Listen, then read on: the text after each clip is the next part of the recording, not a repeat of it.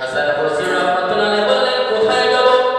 বলে কোনো কথা নাই, আমার সঙ্গে চলুন। শহর থেকে অনেক দূর পর্যন্ত চলে গেলেন। যাওয়ার পর দেখেন এমন একটা জায়গার ভিতরে রেশমি কাপড়, উন্নত ধরনের কাপড় এবং মণিমুক্তা বিভিন্ন হিজাব দেওয়া হরিকাঞ্চল দিয়ে বেষ্টিত করা, ঘেরাও করা একটা ময়দানের ভিতরে তাঁবু লাগায়, তার চতুর্দিকে উন্নত করা, ঘেরাও করা, বেষ্টন করা।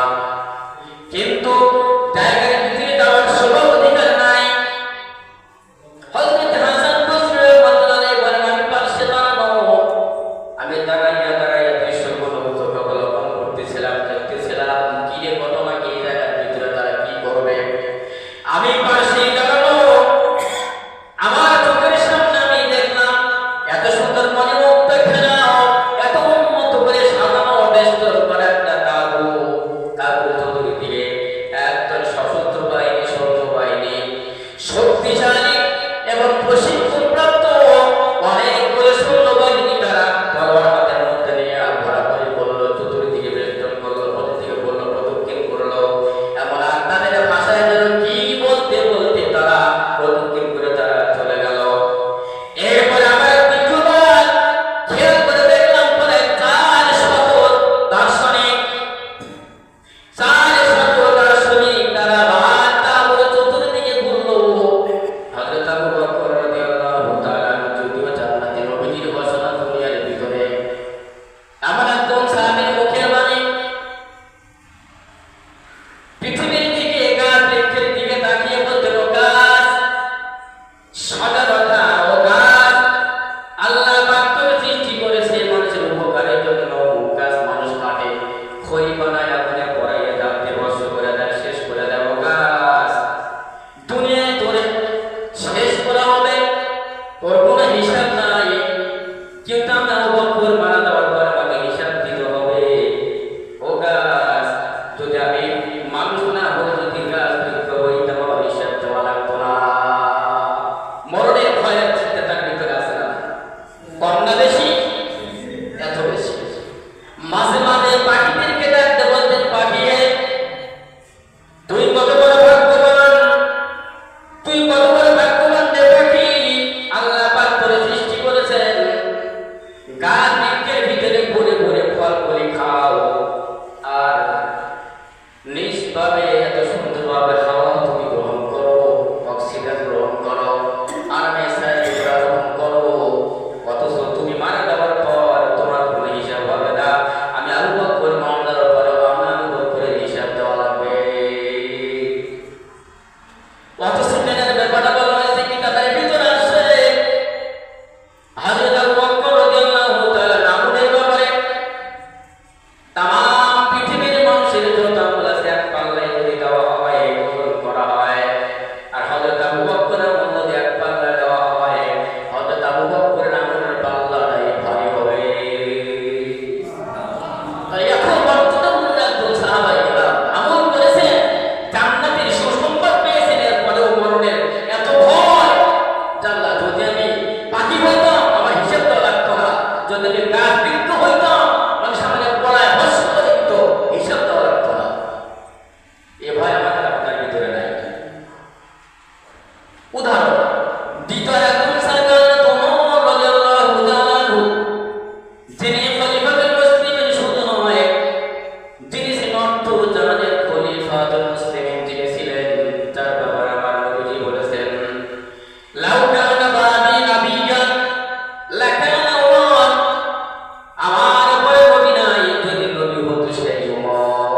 সুবহানাল্লাহ। নবীজি বলেন, আমার পরে নবী নাই, যদি নবী হতো ওটা নবী হতো সেই ওমর। কত বড় মর্যাদা হলো একজন সাহাবায়ে কেরাম।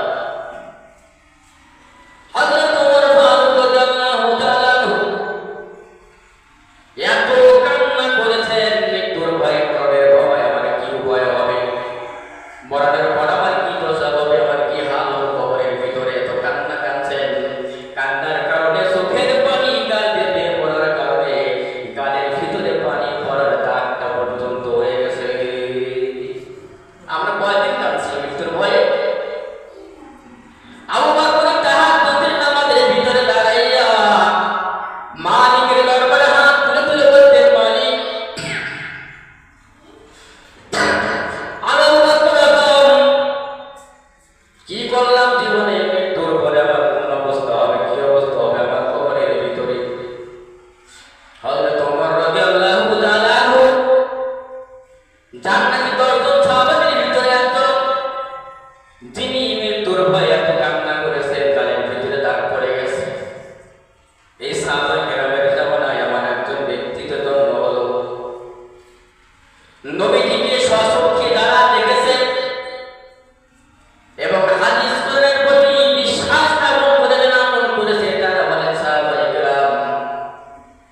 সাহাবায়ে কেরামকে যারা ঈমানের সাথে দেখেছে এবং সাহাবায়ে কেরাম অনুকরণ যারা করেছেন তারা বলেন তাবেঈন। হযরত আবু বকর রাদিয়াল্লাহু তাআলা জামানার মানুষ, অথচ হযরত ওমর রাদিয়াল্লাহু তাআলা যখন অর্ধজাহানের খলিফাতুল মুসলিমিন মদিনার ভিতরে আমার একজন বাচ্চার জন্ম হলো। সুসন্তান, যে সন্তানটাকে সুদর্শন, নবীজি যাওয়ার পর হযরত ওমর যখন খলিফাতুল মুসলিমিন হলেন আবু বকরের পরে, এই সন্তানটা হযরত ওমর রাদিয়াল্লাহু তাআলা যখন নিকটে নিয়ে যাওয়া হলো, হযরত ওমর রাদিয়াল্লাহু তাআলা বলেন, এত সুন্দর সুদর্শন সন্তান, চেহারার ভিতরে এত লাবণ্য সুন্দরময়, এই সন্তানের নাম রাখো হাসান। হাসান মানে তো সুন্দর। এমন সুন্দর সন্তান হলো, তার জন্য অনেক দোয়া করলেন।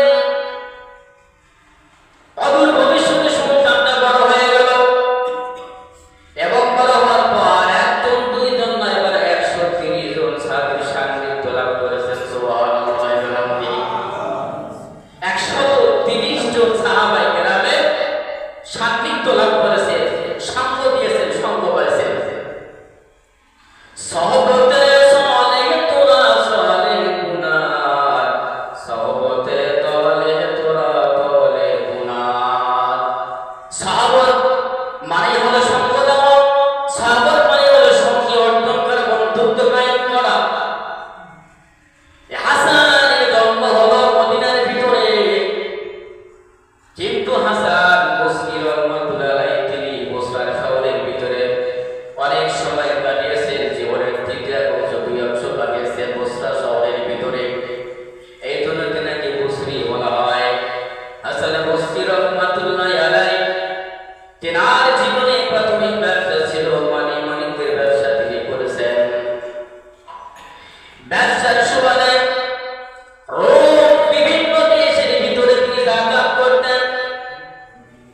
রোমের ভিতরে যাওয়ার পর মানিকের ব্যবসার জন্য জড়িত, আর রোমের জনে নতুন একজন উজিরের সাথে তার বড় সম্পর্ক হয়ে যায়, গভীর সম্পর্ক হয়। মানুষ কিভাবে পরিবর্তন হয় না মুসলমান, এগুলো বলার জন্য আমার আসল উদ্দেশ্য, আমাদের উদ্দেশ্য মূল। হযরত হাসান বসরি রাহমাতুল্লাহ আলাইহি রোম শহরের ভিতরে গেলেন। রোমের কোন মুসলিম তাকে নিয়ে বন্ধুত্ব এত গভীর হয়ে গেল। কোন একদিন ঘটনা ক্রমে ওসির বললেন, চলো দোস্ত, তোমার সঙ্গে আমার সফর করতে হবে, শহরের বাইরে কোথাও আমাকে যেতে হবে, আমার সঙ্গে আপনাকেও যাওয়া লাগবে। হাসান বসরি রাহমাতুল্লাহ আলাইহি বললেন, কোথায় যাব?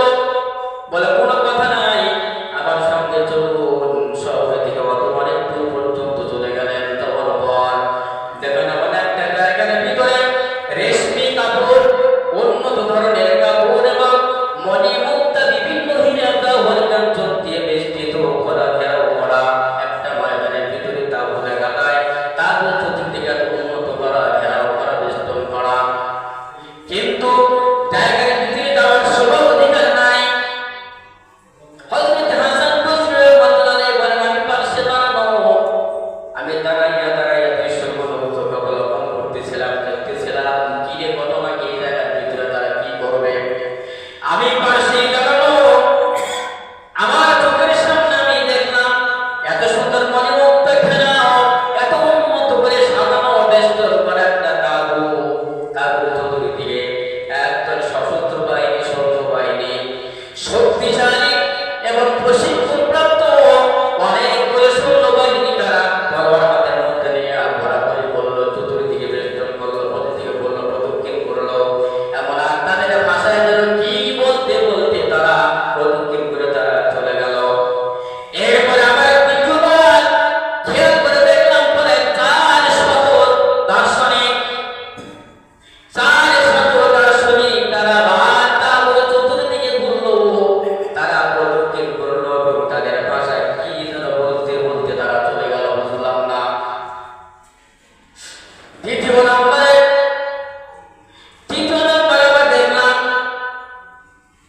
যে এমন সুন্দরী রূপসী যুবতী নারীগুলো তাদের মাথার উপরে মনে মুক্তার একটা বড় বড় প্লেট মাথার উপরে নিয়ে তার প্রদক্ষিণ করলো আর করলো। তাদের ভাষায় কি যেন বলতে বলতে তারাও চলে গেল। এইভাবে প্রায় ৩-৪ দল চলে গেল। হাসান বসরি রাহমাতুল্লাহ আলাইহি বলেন, আমি ঘটনাগুলো দেখলাম আর বিশ্বাস করতে পারলাম না আসলে মূল ঘটনাগুলো কি করতেছে বা কি হবে এখানে। আবার জানা নেই, জিজ্ঞাসা করলাম না। সর্বশেষ রোম সম্রাট ওই দেশের সম্রাট তিনি উজির সহ দাঁড়াইয়া সঙ্গে নিয়ে আবার প্রদক্ষিণ করলো এবং চতুর্দিকে ঘুরলো আর বললো, কি হলো বুঝলাম না, কি যেন ভাষায় তারা বললো। এই দিকটা হযরত হাসান বসরি রাহমাতুল্লাহ আলাইহি ঘটনা বলা করলেন আর দেখলেন। দেখার পরে চিন্তা উন্মত হয়ে গেলেন। এত উন্নত মানবতা দিয়ে সাজানো এই একটা ঘেরাও দেখা যায়, এর ভিতরে কি আছে আমার জানা নাই। আমি উজিরকে জিজ্ঞাসা করলাম, উজির আমার বলো তো দেখি, এইটা একবারে 5টা দল চতুর্দিকে প্রদক্ষিণ করলো। তাদের ভাষা কি যেন বললো, ওই ভাষা বুঝতে পারি নাই। আর এই তার ভিতরে বা কি আছে আমার একটু বলবা। আর তুমি তো ওখানে যাইয়া কি জানি পড়লা, রোম সম্রাটের সাথে কি বললা, পরে পরে বের হয়ে গেল। আমি জানলাম না, বুঝলাম না, একটু জানতে চাই। ওজিরের কথা বলার পর ওজির ডাকতে বলল, ও হাসান বসরি রাহমাতুল্লাহ আলাইহি বললেন, তখন সে পরিবর্তন হয় নাই। তবে আল্লাহ পাকের কালামুল্লাহ শরীফ থেকে বলা হয়, কুল্লু নাফসিন যায়কাতুল মাউত। পৃথিবীর ভিতরে এমন কোনো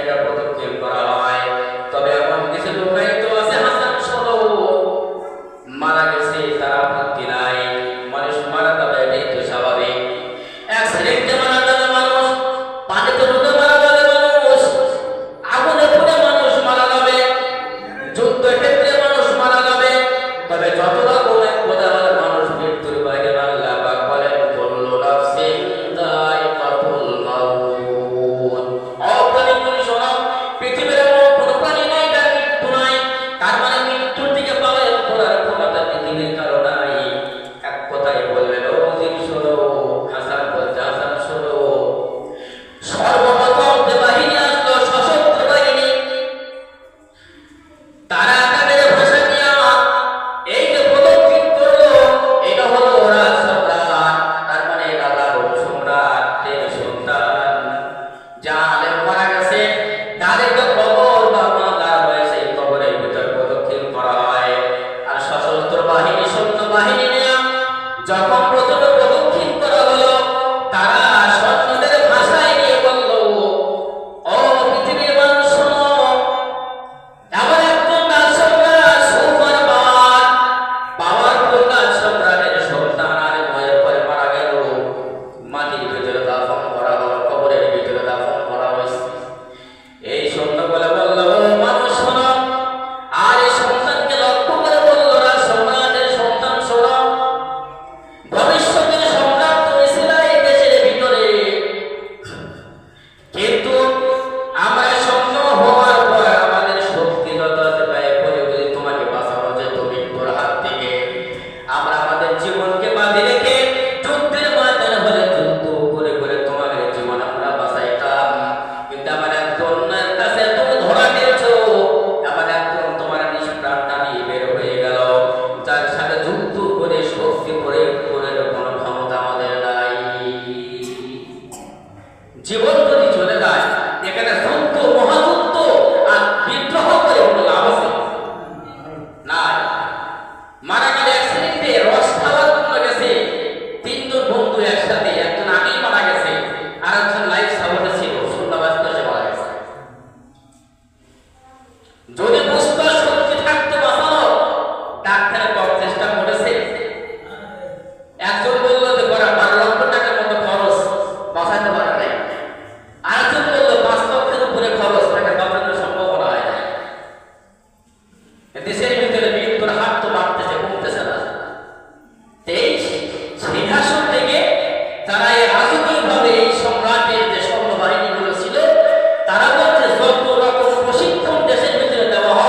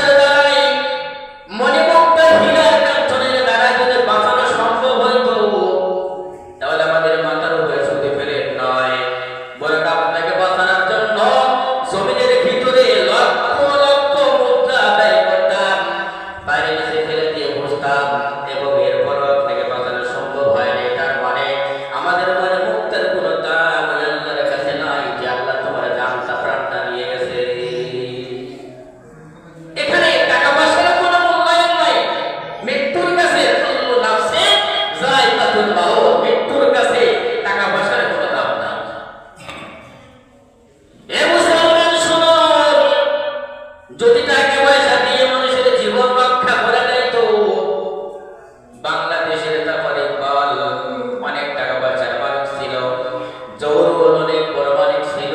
টাকা পয়সার কারণে যত টাকা পয়সা লাগে দেব আমার রক্ষা করো বাঁচাও, সম্ভব হয় নাই। তার মানে শুধু মুক্ত নয়, পৃথিবীর অর্থ সম্পদের তালিকা নয়, কোটি কোটি মার্কিন ডলার মুদ্রা দেয় কিছু অনেক টাকা পয়সা দিয়ে মৃত্যুর হাত থেকে রক্ষা পাওয়ার মতো ক্ষমতা পৃথিবীর কারণ নাই। এটা বললেন এই যুবতী মেয়ে টাকা পয়সা দিয়ে আমাদের বাঁচানো সম্ভব হয় নাই। চম্পারের মতো সর্বশেষ সম্রাট নিজে এবং এই অধীন সহ আবার প্রদক্ষিণ করলেন তাবুতে ফেরা হীরা বলে মুক্তা দিয়ে ফেরাও করা এই কবরের চতুর্দিকে প্রদক্ষিণ করলেন। প্রদক্ষিণ করার ভিতরে তাদের ভাষা দিয়ে বললেন, রাজ সম্রাট বললেন, আমার ভবিষ্যৎ সম্রাট দুনিয়াতে অর্জন করেছিলেন হওয়ার পর তুমি দুনিয়া থেকে বিদায় নিয়ে গেছো অসুস্থতার কারণে। মৃত্যু এমন একটা জিনিস, আমি সবার পাওয়ার সম্রাট হওয়ার পরে আমার কোনো শক্তি তোমার কাছে খাটে নাই, আমার স্বপ্ন দৌড়ে তোমার কোনো কাজে আসে নাই, আমার টাকা পয়সা তোমার কোনো কাজে আসে নাই, আমার অর্থ সম্পদ তোমার কোনো কাজে আসে নাই। এরপরে দেশের বড় বড় দার্শনিক বিজ্ঞানী যারা আছে তাদের দেওয়া চেষ্টা করার পরে তোমাকে বাঁচাইতে পারি নাই। পরিশেষে বুঝলাম ওরা সম্রাট শুনো, আমি যদি বাঁচানোর ক্ষমতা আমার থাকতো তোমার সম্রাট শুনো, আমি সম্রাট কোটি কোটি টাকা দিয়ে হইলেও সুপার পাওয়ার ক্ষমতা দিয়ে হইলেও এরপর মানে মুক্তা দিয়ে হইলেও বুজুর্গাকে দিয়ে মাধ্যমে হইলেও তোমাকে বাঁচানোর চেষ্টা করতাম। আমার একজনের হাতে মালাকুল মউতের অধিকার, যে অধিকারের ভিতরে পৃথিবীর কোনো মানুষের হস্তক্ষেপ, যে জায়গার ভিতরে বিফল, আমার ক্ষমতা নাই, আমি এখান থেকে ব্যর্থ। সুতরাং আল্লাহ তাআলা বলেন, কুল্লু নাফসিন যায়িকাতুল মাউত, মৃত্যু এমন একটা জিনিস কাউকে ছাড় দেয় না। বাবা মা ভাই বোন আত্মীয় স্বজন বন্ধু বান্ধব যে যে জায়গার ভিতরে আছে সেখান থেকে তার মালাকুল পিছন দিক থেকে দাওয়া করে, আক্রমণ করে, যে আক্রমণ থেকে বাঁচার অধিকারের কারণ নাই। এই জন্য আবু বকরের জীবনী তালাশ করলাম, ওমরের জীবনী তালাশ করলাম এবং তার আশরার মুবাশশারা 10 জন সাহাবীর জীবনী তালাশ করলাম। সাহাবায়ে সকলেই জান্নাতি, অথচ তাদের ভিতরে মৃত্যুর এমন ভয় ছিল তারা মৃত্যুর কারণে বারবার সাহাবায়ে বলতেন, গাছ ও পাক পাকানি আল্লাহ পাক তোমাদের সৃষ্টি করেছেন এবং কি ইয়া লাইতানি কুনতু তুরাবা, অথচ এমন প্রাণী কুল জানাতে সবার মৃত্যুর পর আল্লাহ পাক বলবেন কুনতু তুরাবা, মাটি হইয়া যাও। সকল প্রাণীগুলো হিসাব নিকাশের পরে তারা মাটি হইয়া যাবে, হিসাব দেওয়া লাগবে না। অথচ সাহাবায়ে কেরামদের ভিতরে আতঙ্ক আর এত ভয় ছিল, তারা মরণের ভয়ে, মৃত্যুর ভয়ে তারা সর্বক্ষণ কাঁদতেন। তাহাজ্জুদের ভিতরে দাঁড়াইয়া ভুবয়ে কাঁদতেন, আর ভিতরে কম্পন সৃষ্টি হতো। কিরকম জীবন দুনিয়ার ভিতরে গঠন করে না যে মৃত্যুর পর আমার জাহান্নাম ছাড়া পথ নাই। সুতরাং জাহান্নাম থেকে বাঁচতে হলে আমলের দরকার আছে না নাই? বলে আমলের দরকার আছে। এই জন্য আমল করতে হলে 5 ওয়াক্ত নামাজ পড়তে হবে, সামনে রমজান মাস, এখন থেকে প্রস্তুতি গ্রহণ করতে হবে। যাকাত তাদের উপরে পরিফলন, তারা যাকাত আদায় করবেন। বিভিন্নভাবে আমলের মাধ্যমে আল্লাহ তাআলা আমাদের প্রত্যেকটা মানুষকে বেশি বেশি আমল করে কবরে যাওয়ার তৌফিক আল্লাহ পাক দান করেন, আমিন। আমল ছাড়া কোনো গতি নাই।